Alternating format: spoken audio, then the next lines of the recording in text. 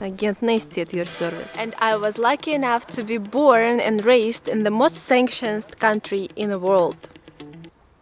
I cannot open my eyes. So, life in my ordinary Russian village after sanctions. First, I will show how sanctions economically affected the village, and the second, I will show what changed after the announcement of mobilization. Everything which will be said here will be only within the law of Russian Federation, because I'm planning to keep living here, so not much will be said. I was born and raised in this village and lived here until I was 18. All my relatives here, my friends, and memories from my childhood. My favorite grandmother's name is Tanya. She used to work as a clerk at a toy store, but now she has been retired for a long time. She takes care of her grandson, gardens, and makes a lot of delicious canned food.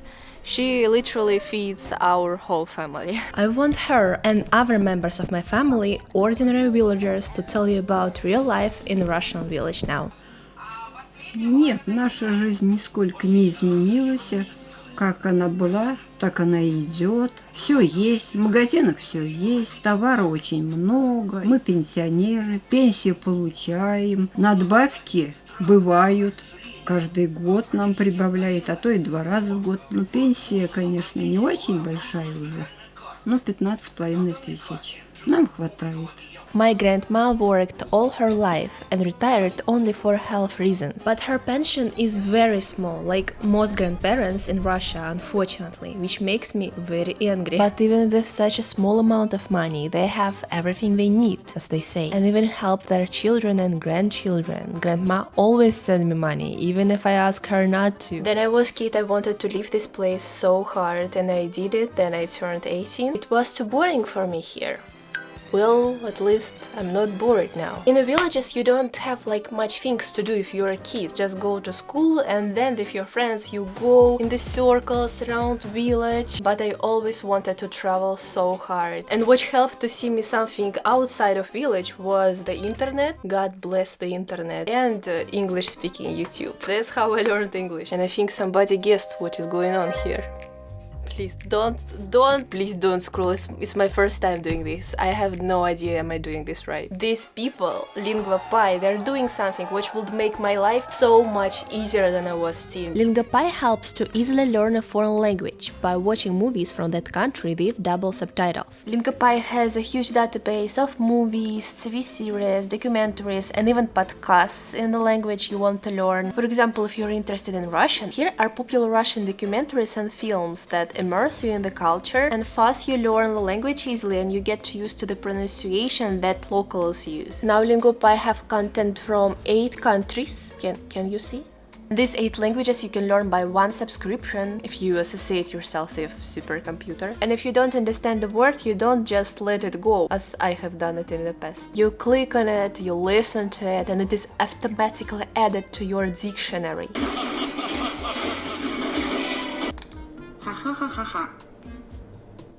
If you can't make out what they're saying, just reduce the speed. You will always have access to a dictionary with new words you have learned while watching, and you can repeat them with games. And after the movie, LinguaPie will remind you these new words and will make sure that you remember them. I know Russian. In my time there was no such thing. In the comments I will leave a promo code so you can try LinguaPie for free, and if you will like it, you can subscribe with 55% discount. Make your pronunciation better than mine.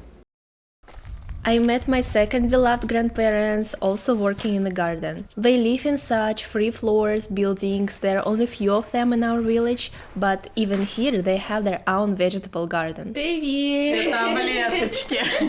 И что ты снимаешь, что я должна сказать? Про жизнь в селе. Жизнь села замечательная. Ветер дует, суховей, в огороде ничего не растет. Трудимся бестолково. Да, хочется чего-то лучшего, но растет травушка, муравушка. Нет, цены, конечно, выросли, что-то выросли. Цены выросли, но мы справляемся пока с ними, справляемся. А потом мы где-то огородик посадим. Вот где-то каждая морковка, каждый это, где-то что-то еще и внукам возьмем, да какой-нибудь подарочек купим. Ну, а что мы работаем, мы сыты, слава богу. Мы пенсионеры, мы сыты, у нас, как говорится, у меня вот пенсия даже до средней доходит. Ну и что? Я умею экономить. Я сварю, я сготовлю, я из чего-то сделаю то, что другие там, допустим, мы приспосабливаемся к жизни, поэтому у нас кусочек хлеба не пропадет, мы его сберегем и съедим. My godmother, she works in a regular Russian store of groceries. These stores are everywhere in Russia, in some villages, in the bigger villages. Like, I remind you that there is difference between village, село and the town. Как думаешь, цены изменились за последний год? Ну, думаю, что да. Изменились, конечно, но не на все позиции. Я бы не сказала, что значительно. Цены я каждый год возрастают на определенные товары. Если из-за санкций, может быть, какие-то определенные такие, которые, Которые за границей? За границей, да. Такие. А большинство появились, которые нашего российского производителя. И также покупатель может любой выбрать, который ему нужен. Блин, я же смотрелась, и у меня кадр ушел. Хорошо сказала, спасибо. The main change, which was noted by all the villagers with whom I talked, is an increase in stress and anxiety. Тревожно, очень тревожно. Постоянно думаем об этом, как говорится, много информации идет. Но мы люди рабочие, мы люди русские, и не только русские, вот в нашем доме казахи, и татары, и все мы заодно. И все мы говорим, это мы не говорим я, мы. И дети погибают. То если погиб какой привезли, то все стоим, все вместе плачем. Что за казаха, что за армяна, что за грузина, что за за русского. Мы все здесь. Это ты говоришь про детей, которые вдруг погибли, да. Мобилизовали. Да, вдруг вот погибли. Есть же, конечно, так большого масштаба мы не видим, но все-таки каждый человек бесценен. И каждый, если что-то как-то случилось, то вот весь район, если одного на район привезли, то мы всем районам и звоним, и сочувствуем, сострадание у нас у всех, Вы волнение. Вы не думаете, что лучше бы их туда не отправляли, лучше бы их не мобилизовывали? У вас нет таких мыслей, что, убивают же всех? Кто воевать будет? А кто тогда? А кто за нас пойдет? Кто? Мы старики, то пошли. Мы только как думаем, пошли бы мы, да у нас сил нет, ничего нет. Жалко, очень жалко. Только приходится молиться, это только говорит, дай Бог, чтобы только был мил, дай Бог, чтобы не было жертв. За мир, а не за войну. Ясное дело. Тут даже вопрос это не актуальный. Даже не надо его задавать, он даже никуда. I cannot. He's so sweet. I'm gonna cry. I'm crying. Even if these people, I just love them with all my heart. They're my family. But our opinions can differ really much. Unfortunately, this is reality of living in Russia right now. But I don't know, maybe this is reality for the whole world. I already told on my channel how families are being separated because of their different opinions on everything which is happening. But I'm not gonna let this destroy my family. At first we've been talking and arguing about this, but now I just understand that there is no point. In some way I tried and changed the opinions of my family. In some other way I did everything which is in my power. We should keep being together in this difficult time, but if there was any easy time on this planet, people are stupid, they just fighting all the time. Сколько ты доверяешь тому, что по телевизору говорят? Ты часто вообще новости смотришь? Что? Новости я часто смотрю, телевизор смотрим часто, и все новости мы слушаем. Но новостям я доверяю. Почему не доверять? Надо. Нашей власти надо доверять. Почему? Они делают все для нас, чтобы нам жилось лучше. Мы воспитывались в советское время. Тоже пропаганда была, много было там всякой воды, как говорится, хватало. Но мы как-то умели все отделять. Да, видели, где фальшь, правда, где нет. Да. Вот. А сейчас мы уже, как говорится, мир поменялся, взгляды поменялись. На самом деле, вот на Западе там такая идеология, то это тем более весь мир против нас воюет. А почему вы почти. Тогда вы говорите, что в Советском Союзе была пропаганда, но вы умели отделять? А почему тогда сейчас вам кажется, что то, что они говорят, что там какая-то идеология в Америке, почему вы сейчас думаете, что это правда? Что в Америке правда? А потому что видно это вот. Нет, Америку я не думаю, что там правда. Там видно, что они много там лжи. Там много лжи. Там невооруженный Там и в советской, там испокон веков. Все время они, да. Они против нас. У них во главу угла это деньги поставлены прежде всего. Значит, правды нет.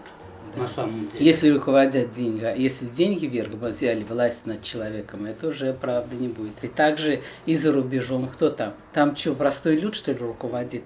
Во Франции какие это, как говорится, забастовки это. Ну что, как? Разгоняют. У нас там 3 человека, если в это, он, как говорится, выходили на площадь где-нибудь в Москве бастовать, там сразу они орать начинали на Западе. Свободы слова нет и, как говорится, это вообще свободы нет. А это по телевизору не рассказывали, да, то, что там разгоняли людей на площадях дубинками?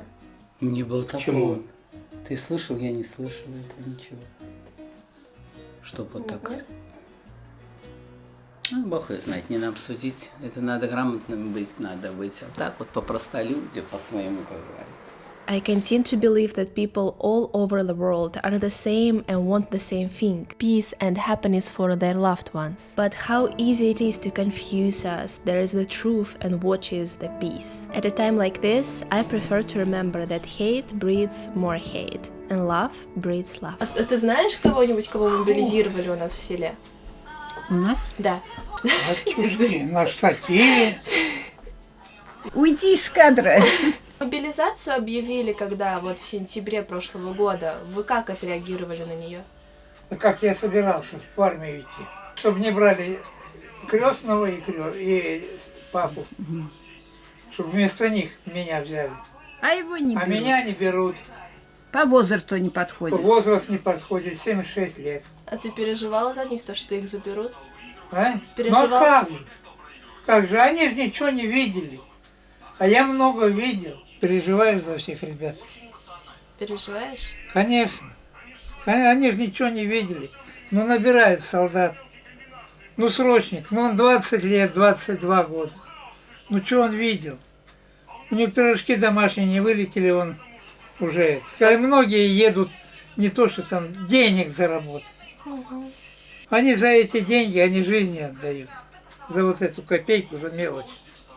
In Russia, it is often possible to hear villagers say that the already small male working population is being taken away from them. Many say that military conscription in villages and remote areas of Russia is more numerous. I will not claim that I know why, but I guess they are unlikely to go to Georgia. And they watch TV more often. Like modern people like you and me, we know that it is better to watch propaganda on the internet. And the money offered by the state for participation in the military operation, they are just huge for villages. I never saw such salaries in villages. Even in the cities now, the average salary is about 70,000, 50,000, and in the villages it's like 30,000 rubles. Like, villages have the most vulnerable population, and it will be wrong to say that sanctions did not affect them in any way. Salaries are not rising, and objectively people now can afford much less than it was before. Although I'm pretty sure this is happening in all countries. Let me know in the comments, is it true? But at the same time, village people, they're the most self-sufficient. People here, they still do have hands, and they're not just sitting at home and waiting for the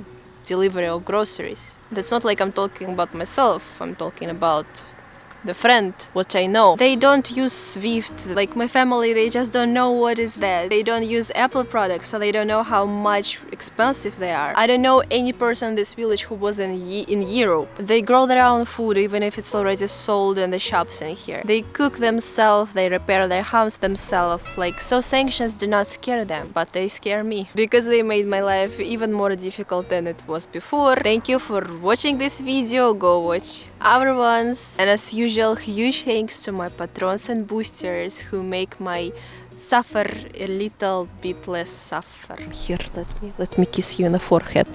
Like, subscribe, take care of yourself. Пока-пока.